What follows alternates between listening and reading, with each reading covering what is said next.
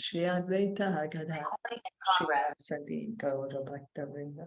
Hare Krishna, Krishna Krishna, Hare Hare, Hare Rama, Rama Rama, Hare Hare. So we continue reading from Srimad Bhagavatam. We are on Canto 4, Chapter 3, Text 16, where Sati has been trying to convince Lord Shiva to go to the sacrifice held by her father Daksh. Shri Bhagavan Uvacha. Vayoditam Shobhanam Eva Shobhane. Vayoditam Shobhanam Eva Shobhane. Anahuta Api Abhiyanti Bandhushu. Anahuta Abhiyanti Bandhushu. Te yadi anutpadita dosha drishtayo. Te yadi anupadita dosha drishtayo. Bali yasanatmya madena manyuna. Bali sanatmya madena manyuna. Translation and purport by His Divine Grace, A.C. Bhaktivedanta Swami Srila Prabhupada. The great Lord replied, "My dear beautiful wife, you have said that one may go to a friend's house without being invited. And this is true, provided such a friend does not find fault with the guest because of bodily identification and thereby become angry towards him." So here, Lord Shiva is saying question.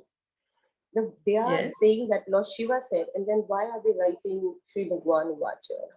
So the great Lord Shiva is sometimes called Bhagwan also, because Lord Shiva is the Lord of the demigods. Demigods. Yes, he's the Lord of the demigods. He's called Maheshwar, no? Yeah, he's also called Maheshwar. Yes, that's why he's called Bhagwan sometimes. Shiv Bhagwan we say, right? So like that.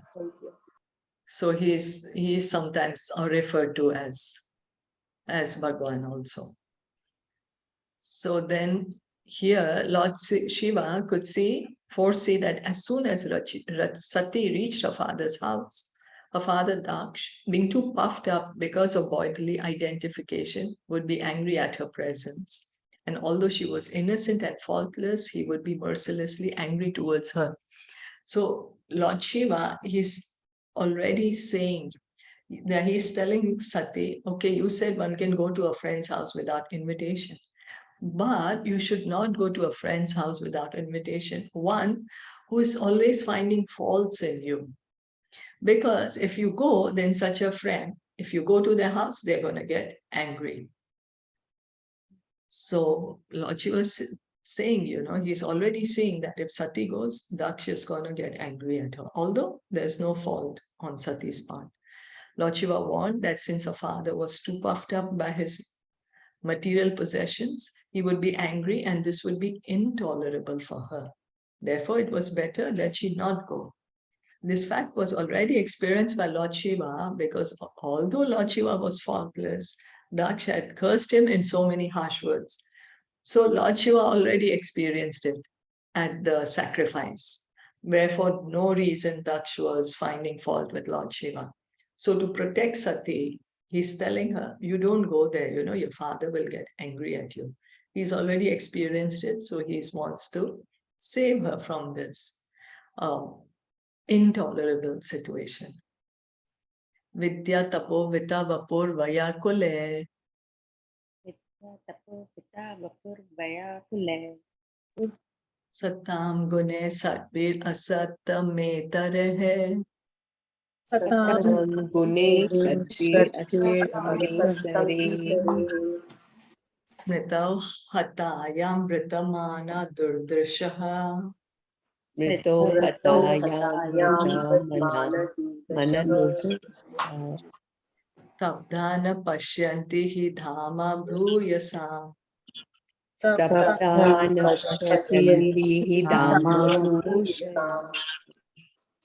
Although the 6 qualities, education, austerity, wealth, beauty, youth, and heritage, are for the highly elevated, one who is proud of possessing them becomes blind, and thus he loses his good sense and cannot appreciate the glories of great personality. So Lord Shiva is telling us about 6 things. If we have these opulences, we may become proud. We may become proud of our education. Oh, I'm so highly educated. I've done this degree or this university or this country. I've studied here or there. So education, or my son, my sister, my brother, I have studied from here. Austerity, person gets proud of how much austerity they do. And that's the reason we are advised that whatever austerity we do, we should do it for Krishna. Whatever little fasting we do, we should observe the fasting on Ekadashi, on the appearance day of Lord Krishna, or the Vishnu avatars. No need to do too much austerity because it unnecessarily brings pride. Education also, we are advised not to study too many of the Vedic literatures. We don't need to unnecessarily get proud. We read Bhagavatam, Bhagavad Gita, read the Bhakti Shastras. Yes, Bhakti Shastras, read Caitaniya Caritamta, Nectar of Devotion. There's so much, but this is engaging in devotional service. Wealth can make really someone proud, We get proud, oh, I have this possession, I have that possession. So wealth also makes us proud. Beauty, if we have a little beauty, then we say, oh, I'm so beautiful. Youth, when youth goes away, then you realize. But yeah, youth also brings pride. And heritage, belonging to a great family. So this can cause one to become proud and can cause one to undermine other people's good qualities. It may be argued that since Daksh was very learned, wealthy, and austere, and had descended from a very exalted heritage, how could he be unnecessarily angry towards another? So the point is being raised, how come Daksh got angry, so wealthy? He's Lord Brahma's son. He's the Prajapati after all, Prajapati means really wealthy, right? And very learned, of course. So he has such good qualities. Why is he being angry? The answer is that when the qualities of good education, good parentage, beauty, and sufficient wealth are misplaced in a person who is puffed up by all these possessions, they produce a very bad result. Milk is a very nice food, but when milk is touched by an envious serpent, it becomes poisonous. We are always advised that milk, we should not drink it if it has been, there's a snake who has drunk this milk. Similarly, we are advised that Krishna Katha should not be heard from non-devotees. We should not hear Krishna Katha from the professional reciters. Because although it's Krishna Katha, but because they do not this is not real Krishna Katha, because one can do Krishna Katha only if he's a devotee. He can sing the glories of the Lord only if he has understood the glories of the Lord.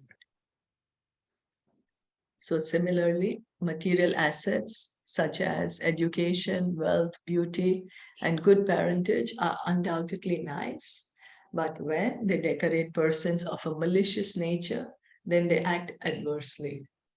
Another example given by Chanakya Pandit is that a serpent that has a jewel on its head is still fearful because it is a serpent. A serpent by nature is envious of other living entities, even though they be faultless. So Prabhupada, many times quotes from Chanakya Pandit. So Chanakya Pandit is saying, okay, there is a snake and the snake has a jewel on the head, but still you can't be friendly to that snake. It's after all a snake, Snakes bite. Why snakes are said to be the most envious is because we may feed the snake and yet it will not be hesitant to kill us. One may feed the snake milk and really protect the snake, but the snake, because the nature is so envious, is not going to hesitate to kill the person who's feeding it. So when a serpent bites another creature, it is not necessarily because the other creature is at fault. It is the habit of the serpent to bite innocent creatures. Similarly, although Daksh was qualified by many material assets because he was proud of his possessions and because he was envious of all those qualities, all those qualities were polluted. So we can see that when we have this envy, then it spoils all the good that we have. It's not easy to have good education, wealth, beauty, a good family. Not easy to come by this. So he has all this good fortune, but because of envy, everything is being spoiled. We can see that then. Then how can we remove the envy from our heart? We may have envy in our heart. How can we remove it? By chanting the Hare Krishna mantra. The more we chant, the more our envy can go away. It is therefore sometimes detrimental for a person advancing in Krishna consciousness, in spiritual consciousness or Krishna consciousness, to possess such material assets. Kunti Devi, while offering prayers to Krishna, addressed him as Akinchana Gochara. Akinchana Gochara is one who is easily approached by those who are bereft of all material acquisitions. So Kunti Maharani, in her prayers to Krishna, one of the prayers she says that you are not easily approached by one who has wealth, good education, beauty, and good parentage. Why? Because this may lead one to become proud and may hinder one to take shelter or to even approach Krishna. And so that's why she calls him Akinchana Gochara, that one who does not have all these material acquisitions. So should we get scared that, oh, so if I have these things, then what will happen? No, it's okay. Rupa Goswami says, whether we have the material assets, qualifications, or we don't, we simply engage in hearing and chanting of Krishna.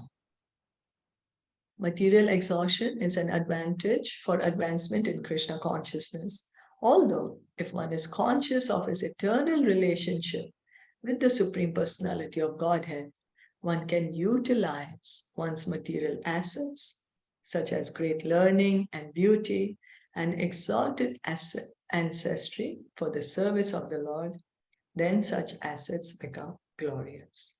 So Srila Prabhupada is pointing out that, okay, we may have this good fortune, we may have this material assets of very good education, we may have beauty, we may be coming from a great family, but how can we make these assets glorious? We can make them glorious by engaging them in service of Krishna. In other words, unless one is Krishna conscious, all his material possessions are zero. But when this zero is by the side of the Supreme One, it at once increases in value to 10. So Krishna is the one. And all the other material assets are counted as zero. So we may have a lot of material possessions, good education, good family, beauty, we may have youth, everything. But if we don't have Krishna, everything is counted as zero. Now one will say, why I work so hard? How can you put all my energy and time which I have put as zero? Well, why it's called zero is because the results of these are temporary. They may finish as soon as we give up the body, or they may finish even while we are in the body. Sometimes we don't even have to wait to giving up this body. Our youth may go away, and if we are going to live that long, so then the youth goes away, and then the wealth may go away, the education may go away. Also, sometimes we forget. So, but when we add Krishna, then everything has value. Srila Prabhupada would always say, there's so many zeros, so that has no value. But if you put a 1 in front of the 0, then it becomes, wow, 1, 10, 100, 1,000, 10,000, 100,000. The value goes on increasing. Then you can keep on adding as many zeros, no problem. But you need that 1 first. That 1 is Krishna. Unless situated by the side of the Supreme One, 0 is always 0. One may add 100 zeros, but the value will still remain 0 unless one's material assets are used in Krishna consciousness. They may play havoc and degrade the possessor. Is that okay? Did anyone want to add anything?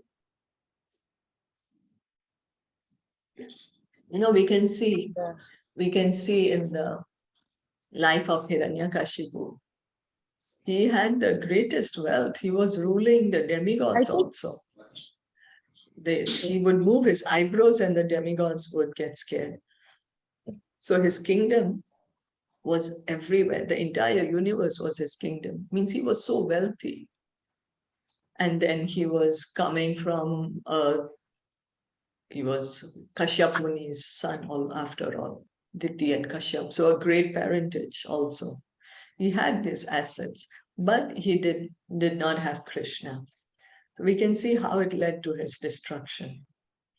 He got so attached to being powerful, he just wanted power, so attached that he couldn't realize what he's doing to his son, and met with his destruction.